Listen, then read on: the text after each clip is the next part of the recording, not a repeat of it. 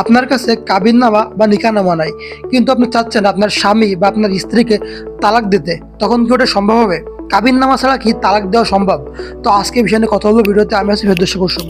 তো প্রথমেই বলি যে কাবিননামা বা নিকাহনামা এটি একটি মুসলিম বিবাহের ক্ষেত্রে সব থেকে গুরুত্বপূর্ণ একটি ডকুমেন্ট। বরকনের ডিটেলস সহ কত টাকা দেনমোহর হয়েছে, কবে বিবাহ হয়েছে, এ সকল বিষয়ে কিন্তু কাবিননামায় উল্লেখ করা থাকে। এজন্যই কিন্তু মুসলিম বিবাহের ক্ষেত্রে কাবিননামা খুবই একটা গুরুত্বপূর্ণ ডকুমেন্ট। তো এবার আসি যে কাবিননামা, এই কাবিননামাটা তালাকের ক্ষেত্রে কতটুকু গুরুত্বপূর্ণ। কাবিননামা তালাকের ক্ষেত্রে অবশ্যই গুরুত্বপূর্ণ, কিন্তু এটা এমন নয় যে কাবিননামা ছাড়া তালাক সম্ভব না। কাবিননামা ছাড়াও তালাক সম্ভব।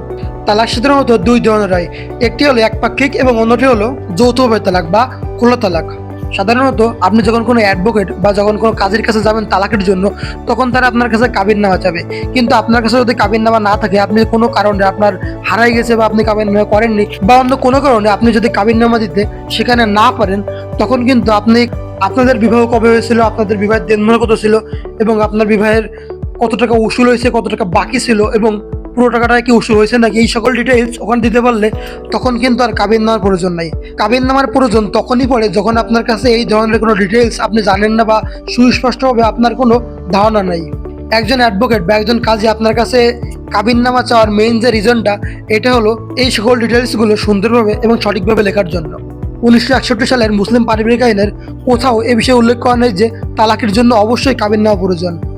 আপনার কাছে যদি কাবিননামা না থাকে, তাহলে সেই ক্ষেত্রে আপনি যদি আপনার সকল ডিটেইলস একজন উকিলের কাছে বা একজন কাজের কাছে সঠিকভাবে দিতে পারেন, তাহলে আপনার কাবিননামার কোনো প্রয়োজন নাই।